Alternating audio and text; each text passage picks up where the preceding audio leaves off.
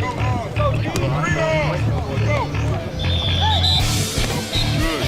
your back hip into it.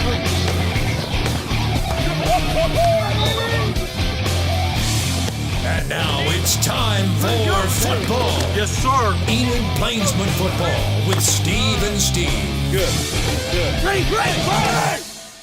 In cooperation with Enid Public Schools and the City of Enid, welcome to Plainsmen Football 2016 with Steve and Steve. I'm Steve Keim, along with head football coach of the Plainsmen, Steve Hayes. Enid's coming off a last Friday night loss to the Lawton Wolverines by a score of 54-28. One thing exciting right off the bat, Plainsmen went down the field and scored just like it should be to start the game. At the end of the first quarter, it's 14-7, 20-14 at the halftime.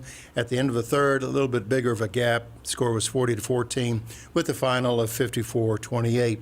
Enid drops to 3-4 on the year, 1-3 in district play, and a big game coming up in just a matter of days as the Pioneers from Stillwater venture over to Enid for a Thursday night game. So, Coach, good morning. It's good to see you again. Thanks for being here.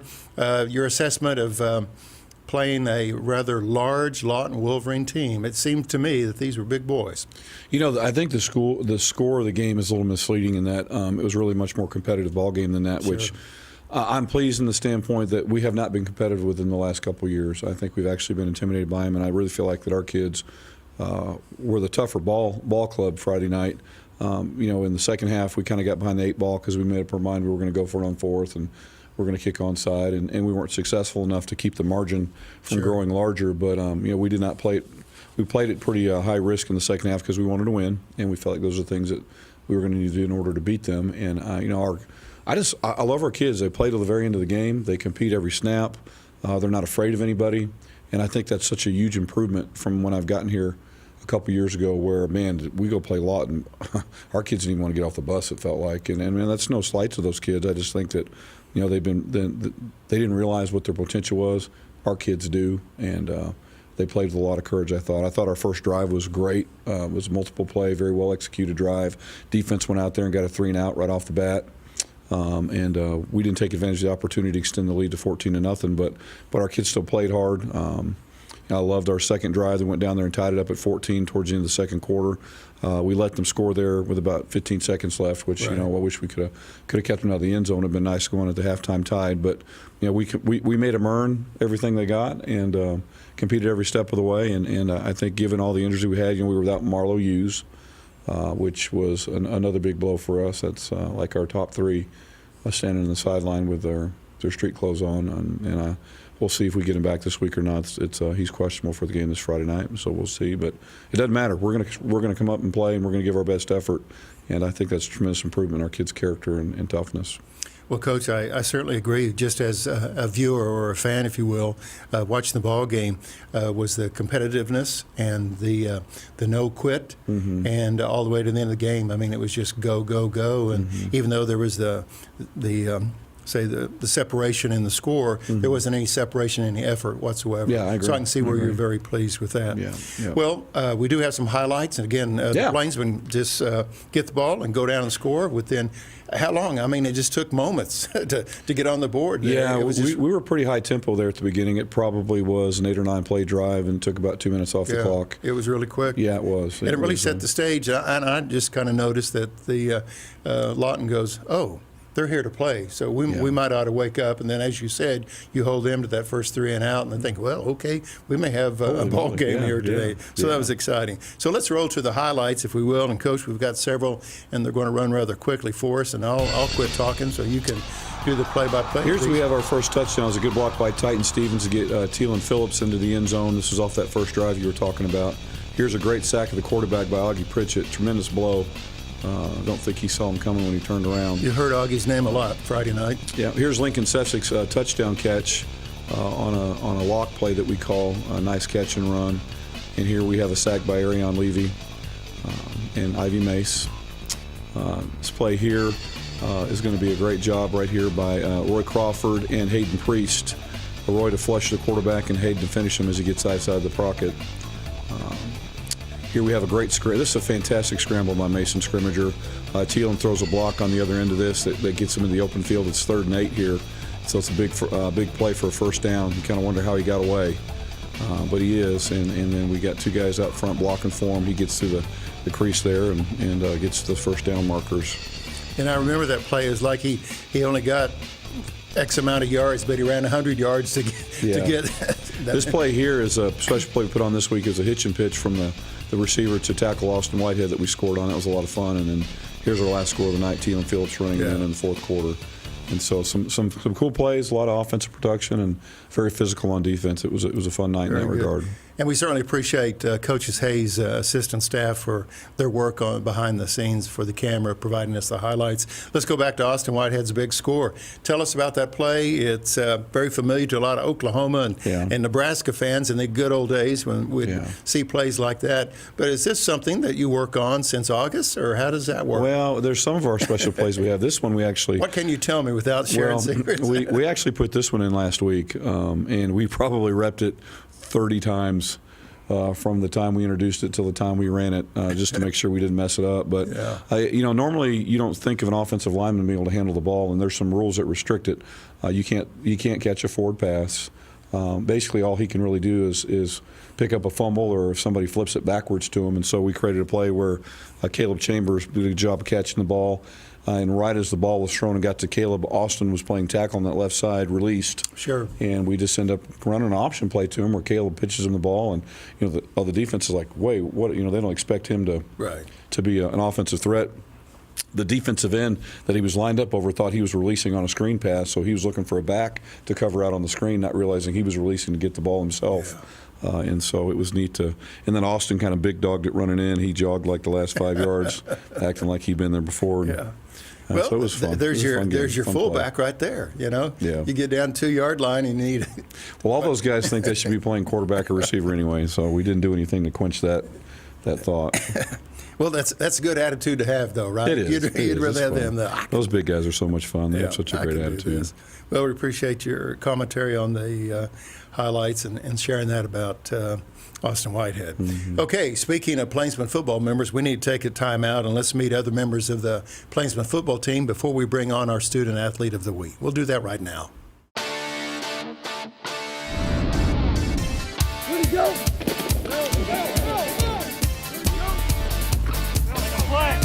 My name is Teelan Phillips, number 9, running back in Sam, class 2020. My name is Raven Atkins, numbers 51, play offensive line, my class is 28. My name is Ryan Stotts, number 14. I play receiver, and I'll be a senior this year. My name is Demaris Porter. I'm number 31, position wide receiver, class 2020. My name is Enid Priest. I'm number 11. I'm a linebacker, and I am in the class of 2019. Welcome back to Plainsmen Football with Steve and Steve. Thank you for joining us each and every week. I'd like to remind you, again, we air the Coaches Show on the Enid Television Network, Channel 11, also in high definition on Channel 111. Our favorite segment, or one of our favorite segments of the week, is when we get to introduce to you a student athlete. So please welcome Lincoln Sefcik. Pretty close? Yeah. Pretty close? All right. Close. I may have to call him Lincoln for most of the show. Lincoln, welcome to the Enid Television Network studio, and welcome to the Coaches Show. And Coach Steve Hayes has a few questions for you at this time. Yeah, it's a lot of fun. I'm really happy to have Lincoln on the show today. Lincoln's been part of the program for the last 3 years that I've been here, and really we've gotten to see Lincoln grow up. And Lincoln is a testament. Lincoln's a really good football player, but Lincoln would not have been a good football player if he had not worked hard every day for the last 3 years, because he's a good football player as a byproduct of that work that he's done, not necessarily that he was born with a lot of natural ability. And he acts like a kid now with a lot of natural ability because of the work that he did to develop that. When I first got here, Lincoln was probably 6 inches shorter. Wow. and probably 40 pounds lighter, and considerably slower and weaker. And he's become one of the top receiving threats in the state, in my opinion, and really doing a good job for us on defense and safety. And so he's a testament to any kid that wants to be a good football player, that you can do it if you're willing to do the time. And he is a kid that shows up early. He was up at the stadium catching passes at 6 o'clock this morning, getting ready for this week, and willing to stay late and get other teammates up there with him. And it's just he's going to be missed after he graduates this year. Well, Coach, right now some of the viewers are thinking, what was he drinking to add that 6 inches real quick? Yeah. You don't have to share that special formula, but anyway. I think that's just good genetics. I think that came from mom and dad, but it kicked in, and he had that adolescence thing going on and grew up and everything else. Well, milk has a lot of power. It does. It does. Hey, Link, talk a little bit about to the people who are watching about kind of your regimen and the things that you've done, and give them some numbers as far as really how much you've improved and maybe some of your lifts and your height and weight. And well, I guess I started out my sophomore year at about 130 pounds. 130 pounds. Yeah. What do you weigh today? 200. 200. Yeah. So well, 70 pounds. 5'9". 5'9", 130. Yeah. 5'9", 130. Yeah. Right now, I probably back then squatted about 225. Now it's up to 385. 385. Yep. Yep. Power clean was at 150. It's about 275 now. Mm-hmm.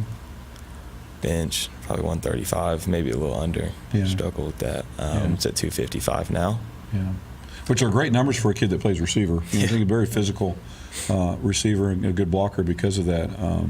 What are the things? I mean, what would a typical week look like for you? For those people out there that don't know what it takes to do that, and give them a week snapshot of what your week looked like over the last 3 years, every week.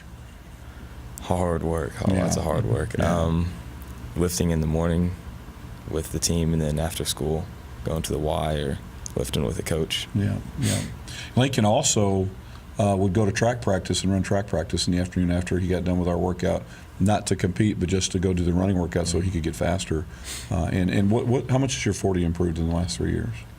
A lot. I couldn't even give you numbers. Yeah, you were probably a 5'4". Yeah. When I got here 3 years From ago, which is slow to not so not slow. good for a receiver, to probably in the upper 4.7 range now. And so, for anybody out there that wants to become a good athlete, there's a lot of value in just working hard every day and getting a little bit better every day, because if you do a little bit every day, it becomes a lot in a couple of years. Coach, you have to be pleased with these numbers. Oh, my goodness. Knowing that, my goodness. Yes, it's the individual's hard work and discipline and commitment to the program. Yeah. But from a coach's point of view, you have to be pleased that what you're doing is working. Well, and I think the younger kids see that and it rubs off on them, and they know, wow, I have the same opportunity if I'm willing to put in the work like Lincoln did, and he's kind of a trailblazer in that. He's now shown kids the value of the work, and we're going to have more kids probably doing better just because they know it matters. You can actually do it. Now, Lincoln, as a player and as a team, we've got 3 regular season games left before the playoffs. What do you think we need to do from an improvement standpoint in these next 3 weeks? Execute. Yeah, not make little mistakes. How about you personally? Probably need to do a better job tackling. Yeah. And getting into coverage. Yeah, we're going to really focus on that this week. As far as tackling, that's will be a big day-to-day at practice. What are some things that you like to do outside of school, or maybe it's in school other than football? I like playing video games a lot. Okay, what's your favorite video game? 2K. Okay, other sports, yeah. It's foreign language to me, but I'm listening. Yeah. We'll have the kids bring up their video games and play on our TVs there at the field house every now and then, have a little tournament. What else? I do a lot of schoolwork, a lot. Okay. ACT prep. What are some of the classes that you're in right now? Basically every core class. I'm doubling up on history this year. Okay. So I can get my credits done with. Is it because you love history? Yeah. Oh, good. That's good. Well, next May you'll graduate, like several of our other seniors. What are your plans after graduation? Go to college and study pre-med, and then go to medical school, be a doctor. You know what kind of doctor you want to be? A family physician. There you go. That's cool. That's really cool. I like that. Big dreams. Yeah, I think you'll be good at it. Where do you want to go to school? You're a big OU fan, right? You can pick one of these elements. elements. No, fan. I want to go out of state, probably. Okay. Yeah. Okay. Any part of the country in particular? Nope. No, just not Oklahoma. Just not Oklahoma. Okay. Yeah, listen, I went to Oklahoma, and it's mainly because of the low admission standards. So don't knock it till you Don't try. say anything about my Sooners, okay? Yeah. They actually do have good medical school there. Yeah, they do. Yeah. Well, Lincoln, I've got a final question for you. We hear a lot about MDAL, about character development. How does that all tie into running up and down the football field and all the drills and all the lifting, but there's this character inference. How has that impacted you personally? I think every single one of the words that is in IMDAL is really important. I'm glad we made that the thing, but I'd say loving one another, that probably gets you the farthest. Just staying together in the game. Very good. What do you think later on in life you'll remember the most about your character growth in football? Probably hard work gets you places. Really does. I agree with that. You're a living standard of that. There's an old adage: if it was easy, everyone would be doing it. Yeah. Correct. So it's just a few. Very good. That's right. Our special guest today, Lincoln Sefcik, number 88, and his number was called quite often last week in the game with Lawton. Lincoln, thank you for joining us today. We appreciate your time and wish you well in future endeavors. So thank you very much. Okay, we've got Chalk Talk coming up, but before that, we need to meet some of the assistant coaches, and we'll do that right now. I'm Kyle Young. I coach safeties and the defensive coordinator. I teach U.S. history at the high school. My favorite book is Catch Me If You Can. The person that's most influencing people are my parents. I still seek their guidance and influence today. My name is Coach Jake Hayes. I coach inside receivers for the varsity at Enid High School. I teach PE at Glenwood Elementary. Go Grizzlies. Favorite movie's got to be Shawshank Redemption. Get busy living or get busy dying. So, person that influenced me the most, probably two. Number one being my dad, Steve Hayes. He was my football coach in high school, and obviously has done a whole lot more for me as my dad, and really influenced me in a positive way and taught me how to overcome adversity and be a man and problem solve when life gets tough. And then the second person probably influenced me the most is my first head coach, Brenton Neelam. He really was a great mentor to me and took me under his wing and taught me how to be a football coach, taught me how to care about people and how to work hard and do the things necessary to become a great football coach and to do a good job at this craft we all want to be great at. So those are probably the two people that influenced me the most.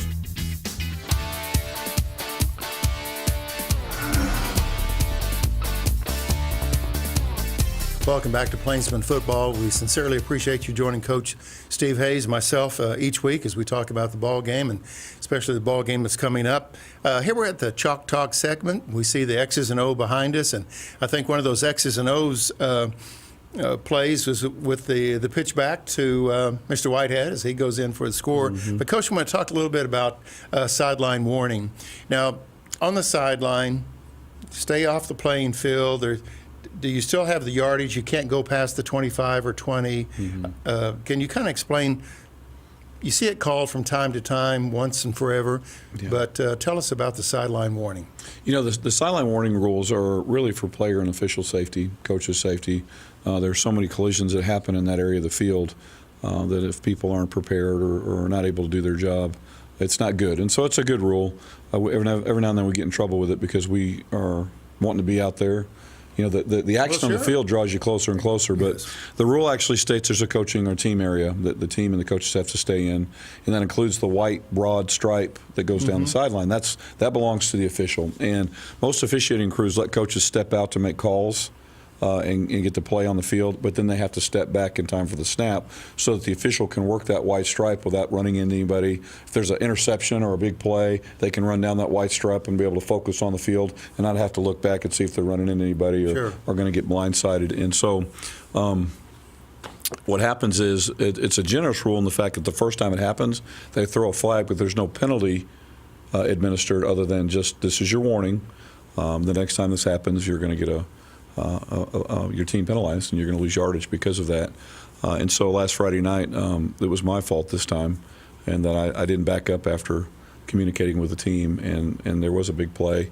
And as he ran down the sideline on that big play, he got too close to the coaches for his own comfort and dropped the flag and gave us our warning. And so, and you're talking about the coaches and players in that area to step back. How does that apply? You know, at times, Coach, you see other assistant coaches. Sometimes you may see a trainer, a photographer. You may see a variety of individuals. Does that apply to them as well, or is this to just coaches and players on that sideline? One of the biggest tail chewings I ever got as an assistant coach was the result of a photographer.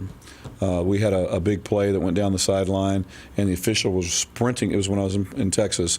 The official was sprinting down the field, ran into a photographer, got knocked over, thought I did it, thought I was the one that he ran into. Head coach thought I was the one that he ran into. We got a 15-yard penalty as a result of it, and I got a really big chewing on the sideline. But fortunately, when we watched the game video on Saturday morning, I was vindicated.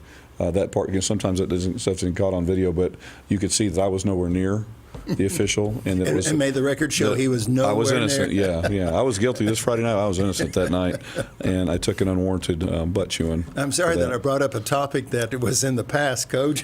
Yeah. It was pretty funny in retrospect. It wasn't that funny that night. Yeah, I understand. Yeah. Well, the topic on Chalk Talk is sideline warning. Every blue moon or something like that is called. And thank you, Coach, for that explanation of that. You bet. Okay, we need to take another time out and meet more members of the Plainsmen Football. And we'd like to remind you that if you have a question for Coach Hayes, you can simply send an email to asksteve@enid.org. That's ASKSTEVE@enid.org. And Coach Hayes will answer your questions. Okay, let's meet some more Plainsmen football players.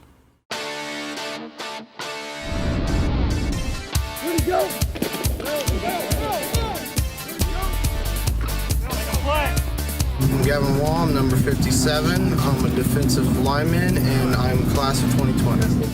My name is Peyton Phillips. I'm number 32. I play safety, and I'm senior.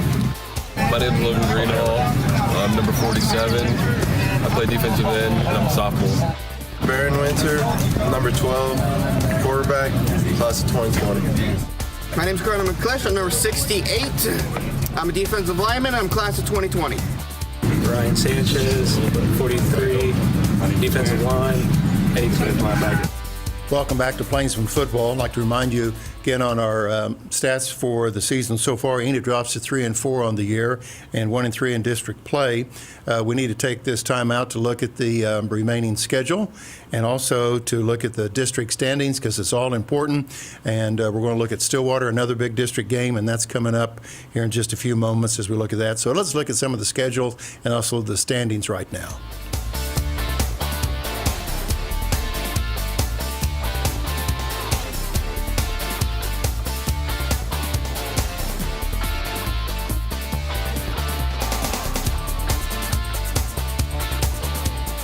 Plainsmen Football with Steve and Steve. Again, thank you for continuing to watch our program throughout the football season. And we have another big district game. And I know, Coach, that the Stillwater game for some reason has been on the bullseye or the target, or it's been on the list all year, but there's been a special attention as we visited about it. Stillwater comes off of a win from last week as they beat Choctaw. Big district game. It's a Thursday night. Mm-hmm. You've got fall break, so things change up a little bit. Kind of tell us about your preparation on Thursday. There's no school, and you'll have your game meal and things of this nature. Can you kind of share with us how that changes things up when there's no school in preparation for a Thursday night game? Well, I've been waiting for 51 weeks and 3 days for this game. And, I felt like last year it was a game that we really kind of got pushed around, and I just was not really happy with the way they played and the way that we played. And so it's been on our calendar, there's no doubt, and I don't care who knows it. Looking forward to the game Thursday night, looking forward to bringing our team into the stadium to play Stillwater this year. Thursday, since it's a day out of school, does involve a different schedule, and the week's a different schedule as well because it's a Thursday game, combined with the fact that our JV and freshmen are going to Lawton today, and so that impacts practice this afternoon with coaches being gone. And so what happens is the kids and the coaches work a lot harder over the weekend, this past weekend, than we normally do. Have a practice over the weekend, which we don't normally do, and so we're a little preparation weary right now, but it's going to be worth it Thursday night. And it's going to be nice to have the day off Thursday and the fall break on the back end of it, and so you get kind of a return when it's all said and done. We'll bring the kids up through a walkthrough on Thursday. We'll do a play the game segment where we'll go through every possible circumstance from a game standpoint, what we'll do. And then we'll take the team over to Western Sizzlin. They do a sponsorship for us where they feed the team. It's a great deal. Is there room for one more? Probably, yeah, probably. And I really appreciate what they do for us because they feed the kids a really good meal. Yeah. And then we'll come back and we'll probably have a special speaker. And then we'll go through our preparation for pregame and then Kickoff 7 o'clock Thursday night to what I hope will be a packed house. You know, one of the things that I noticed when I went and watched Stillwater play last Thursday night against Choctaw, and it's amazing to me. You know, they've only lost one game this year, and their stands were a third full, which to me in one high school town like that, it shows how much better we are in Enid and the type of support that we give to our programs here, because the crowd we had against Lawton on Friday night was fantastic. We had a big crowd there. The home side was over 2/3 full. And you know, I'm excited about bringing Stillwater to our place so they can see what a home stand should look like and what home support should look like, because we definitely win that every week. Well, let me ask you this, Coach. What are you expecting from the Pioneers? A balanced attack deal, throw it all the time? Because we know that they have I guess a highlighted quarterback being Coach Gundy's son that plays. What's the expectation? He gets a lot of attention because of who his dad is, which is, I mean, that's the way it should be. And he's a good player. He's very accurate throwing the football, and he's got a great, bright future ahead of him. Offensively, you know, they have a definite personality in that they want to put at least 2 backs in the backfield, if not 3, and run the football and then throw the football based off of how you have to defend that. And so what that does is that creates a lot of one-on-one matchups between DBs and their receivers, because you have to play man in order to stop the run. And then that's where Gunner really shines. And so our corners and safeties are going to have to play well this week in order for us to have a successful outing, because we're going to have to commit a lot of people to the box to stopping the run, which I think we can do. I mean, I think they're good at it, but they're nothing like Lawton, the team we saw this last week, and some of the other teams that we've played. I think the critical part will be able to stop the passing game in 3rd and 8 type situations and get them off the field. Defensively, they run what a lot of people would call an amoeba, where a lot of their kids will stand up and walk around. You don't know what really gap they're going to be in until the ball's snapped. You know, if you look at their personnel groupings and stuff like that, you really can tell. They run a 3-3 stack with one group of personnel, and then they run a 4-3 with another group of personnel. And so we just need to do a good job of identifying what kids are on the field and call plays accordingly. I think we've got some things for that. I'm looking forward to giving them some issues with how they do that, because I haven't seen other teams do what we're going to do yet, and I think it'll be good. Well, again, that's a Thursday night game at Selby Stadium. Stillwater comes to town, and that's Coach Hayes' all call to everyone. Mm-hmm. As I'd say, just bring mom and dad and grandma, as I usually say, which means everybody in your family, to bring to Selby Stadium on Thursday evening, 7 o'clock kickoff, big district game, as we support the Plainsmen. I would love for everybody who watches this show to share it with as many people as possible, especially this segment, because I think it would be great if whatever fans Stillwater does have show up, they would have to stand at the fence because we filled the stadium and there's no seats. Both sides. My theme for this week is no seats for Stillwater. We have some special events going on as well. It's going to be military recognition night. We're going to have some military people there to do the coin toss, and we want to just pay tribute to our military community here and our military community abroad. It's also band senior night, and so we're going to recognize the band as well. And then we're going to have a live broadcast with Alan Klepper and Jay Hobright from KGAA pregame for about an hour and a half prior to the game. They're going to be out handing out door prizes. OG&E is sponsoring a tailgate, so there'll be lots of hamburgers and food for people to eat. And so really, people can get out to the game as early as 5, fill that stadium by 6, and we can sell lawn chairs for the Stillwater people to sit outside the fence and watch the game, as far as I'm concerned. Very good. Yeah. Stillwater comes to town Thursday evening. Hope to see you there. We need to take this short break. The Coach's Show airs on the Enid Television Network. And let's take a break just to see some of those airing times right now.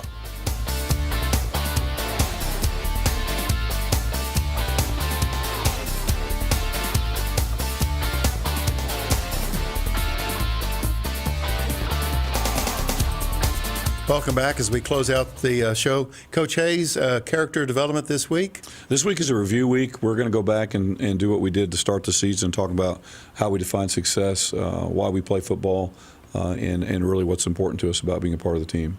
Very good. Yeah. Well, again, we want to see everybody this Thursday evening at Selby Stadium as Enid takes on Stillwater in a big district game. And as Coach Hayes said, no seats for Stillwater.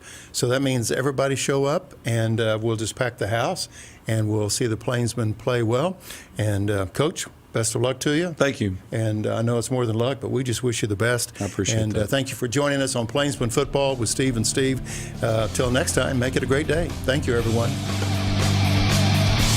Thank you for watching Enid Plainsmen Football with Steve and Steve on ETN.